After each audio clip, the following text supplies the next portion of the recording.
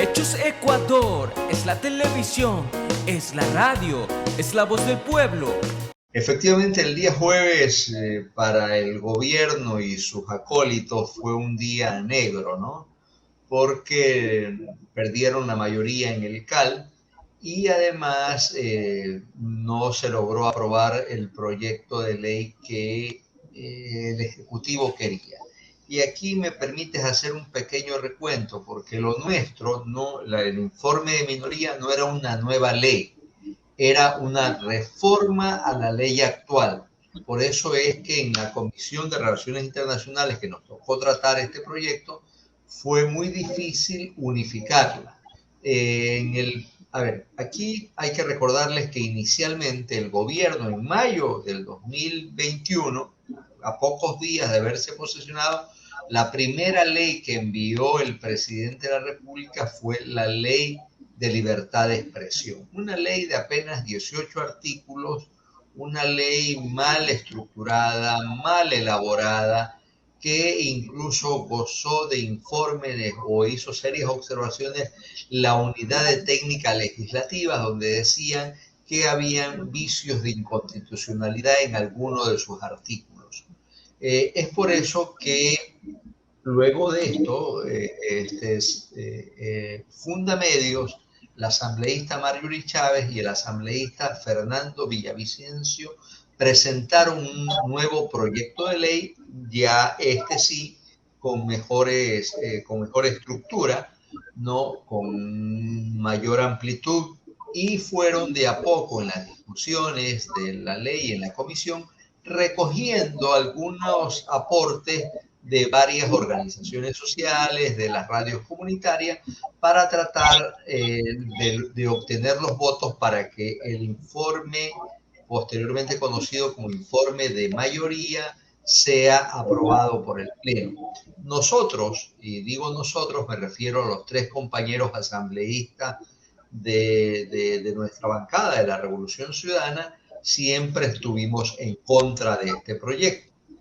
Es por eso que nos vimos en la necesidad de que se conozca el tratamiento de varias reformas a la ley, y esta sí la logramos unificar en un informe de minoría que tuvimos el apoyo de 4 asambleístas, 3 de la Revolución Ciudadana y un asambleísta de Pachacuti. Este es el compañero Ángel Maita, asambleísta por el exterior por parte de Pachacuti. Y el resto de la composición de la comisión votó a favor de la aprobación del proyecto hecho por estos asambleístas, principalmente el asambleísta Chávez, miembro de nuestra comisión y de las filas del Partido Social Cristiano. Nosotros desde el primer debate, desde todo el proceso de construcción, siempre expresamos nuestro rechazo a esta nueva ley. Y hay que tener claro, era una nueva ley.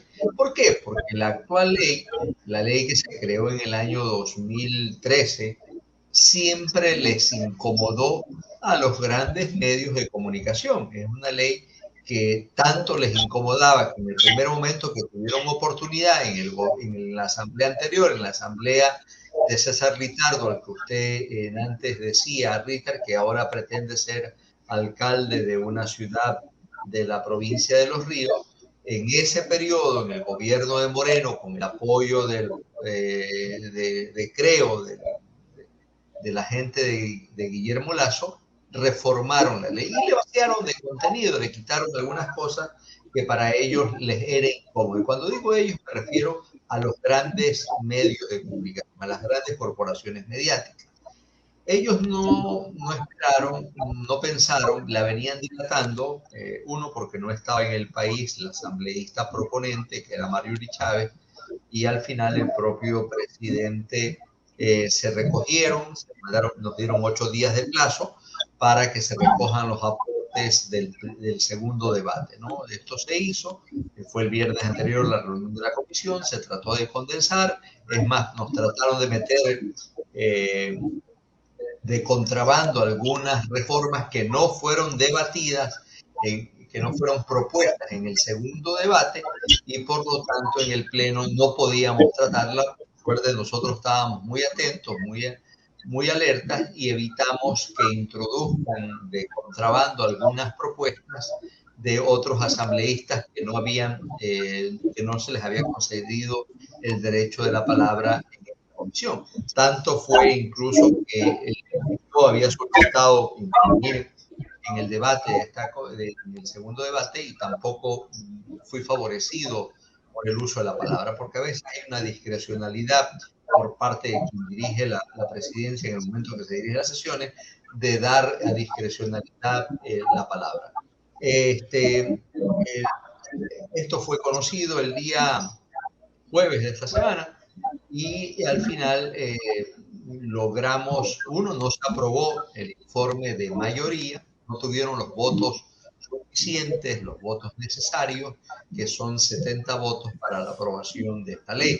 Esto no pasó. Posteriormente, la asambleísta Marcela Holguín propuso la moción de que, por lo tanto, se archive el informe de mayoría, y el asambleísta Ángel Maita propuso o planteó la moción de que se conozca y se apruebe el informe de minoría de la comisión. Y esto pasó y obtuvimos 75 votos afirmativos, o sea, 75 votos sí, y por lo tanto fue aprobada. Hubieron 21 votos negativos, que fueron principalmente de la bancada de gobierno, y 30 abstenciones de algunos miembros acólitos o cercanos al Ejecutivo, de miembros de la izquierda democrática de manera preferente, y algunos también que permanentemente de Pachacuti votan a favor de las tesis del gobierno. Lo lamentable de esto es que inmediatamente se activaron los medios de comunicación y empezaron a usar calificativos como como la ley Mordaza. El correísmo quiere impunidad, el correísmo no quiere que se investiguen casos de corrupción. O sea, empezaron a descalificar esta reforma a la ley. Nosotros ya estamos acostumbrados, ya estamos curtidos, y nos toca enfrentar las arremetidas que desde las grandes corporaciones mediáticas nos vienen haciendo. Aquí he hecho este contexto histórico, este contexto de cómo se aprobó esta ley, y es importante de analizar algunas cosas que a los medios le incomodan. Uno, ni en la ley actual, ni en la ley que nosotros aprobamos en el 2013, no existe censura previa, pero la actitud de los medios es repetir una mentira por varias veces y convertirla en verdad. Yo invito a que las personas analicen la ley, incluso original, ¿no? En ninguna parte habla de censura previa. Lo que sí existe es una figura que nosotros la volvemos a poner en esta reforma de la ley, que es la responsabilidad ulterior. Implica ¿qué es la responsabilidad ulterior? O sea, es que usted es responsable de lo que diga, de lo que opine o lo que usted difunda. ¿Por qué? Porque las grandes corporaciones mediáticas están acostumbrados a mentir, están acostumbrados a replicar y a difundir noticias falsas. ¿Y qué es noticia falsa? Aquella información que no ha sido debidamente contrastada, que no ha sido debidamente analizada, que no existe incluso la versión de las otras partes que están inmersos en un hecho noticioso. Eso es, ¿no? Y el ejemplo de esto, y aquí recorremos lo que pasó en junio de este año, luego del 13 de junio que comenzaron las movilizaciones sociales. Eran los titulares de los grandes medios de comunicación? Y ningún periodista de las grandes corporaciones mediáticas le dijo al señor Carrillo, le dijo al ministro Lara: oiga, señor, ¿usted qué prueba tiene para hacer estas afirmaciones? ¿Qué decían ellos? En primer lugar, empezaron a acusar. La primera estrategia es descalificar al contradictor, o sea, descalificar a mi oponente. ¿Cómo lo descalifico? Acusándolo de algo que no necesariamente es verdad, y sin ningún tipo de prueba ni de contrastar ningún tipo de información. Primero, acusándolo de vandálicos, de terroristas, de que eran financiados por el narcotráfico, de que eran influenciados por el correísmo, y generando todo un discurso de odio de profundo manejo. Entonces, esa es la prensa que en el Ecuador tiene, y es por eso que arremeten con esta reforma. Lo lamentable de esto es qué va a pasar. Lo más seguro es que, y es más, ya han anunciado algunos voceros del gobierno, que el Ejecutivo vete esta reforma de la ley. Ya nosotros estamos acostumbrados, la ley humanitaria que acabamos de aprobar ha sido vetada por el Ejecutivo, todas las cosas beneficiosas para el pueblo ecuatoriano que la Asamblea Nacional ha aprobado, simplemente ha sido vetada por el Ejecutivo. Entonces vivimos realmente un clima de contradicción, de confrontación entre la primera función del Estado y el gobierno nacional, en este caso representado por el señor presidente de la República, que no entiende, aquí lo lamentable, que vivimos en un régimen democrático donde debe haber equilibrio de las diversas funciones del Estado, llamados y conocidos como equilibrio de poderes. Porque no siempre un poder ejecutivo tiene la mayoría en la Asamblea Nacional. Pero recordemos que ellos no tienen la mayoría porque ellos mismos propiciaron una reforma al método de designación de escaño del método de Hong por el método de Wester, y ahora están sufriendo las consecuencias. Pero el ser demócrata significa que usted sí puede gobernar generando líneas claras de comunicación entre las diversas funciones y respetando las atribuciones de cada cual. Nadie está invadiendo ninguna atribución del Ejecutivo. Nosotros estamos haciendo nuestra labor de fiscalizar y nuestra labor de legislar. Pero no necesariamente esas leyes, nosotros no buscamos una ley que agrade al Ejecutivo, al presidente de la República, sino una ley que beneficie al pueblo ecuatoriano. Para ratificarnos en lo que aprobamos. Para esa ratificación no es fácil, porque necesitaríamos las 2/3 partes, esto es 92 votos. Y es muy difícil porque esta ley fue aprobada con 75 votos. Ellos en este momento son 51 votos entre negativos y abstenciones. Y claro, podríamos obtener de las abstenciones tal vez algunos votos, pero se convierte para nosotros una tarea muy difícil. Para el Ejecutivo al final es más fácil porque hay ellos tienen mayor facilidad de virar conciencias, como lo han logrado hacer durante este periodo, ¿no? Desde el momento en que se dio. Pero bien, eso dice la ley, eso dice la Constitución, eso dice la Ley Orgánica de la Función Legislativa, y nosotros tenemos que ser respetuosos. Pero aquí lo que va a pasar, el otro escenario, es que no obtengamos y por lo tanto sigue vigente la actual Ley de Comunicación. Pero lo que a ellos les duele era porque ellos querían aprobar una nueva ley totalmente diferente a la que está vigente. Recordemos que en el 2019 ya hicieron reformas, quitaron el Cordicón, etcétera, y otra serie de figuras que para ellos les incomodaba. Y eso es lo que está en juego. ¿Qué pasa con los medios digitales? ¿Son considerados medios de comunicación los medios que están en portales digitales? Porque entiendo que las redes sociales no son consideradas medios de comunicación, Fernando. No están, pero sí hacemos importantes avances en las radios comunitarias. Volvemos a la distribución equitativa del espectro radioeléctrico.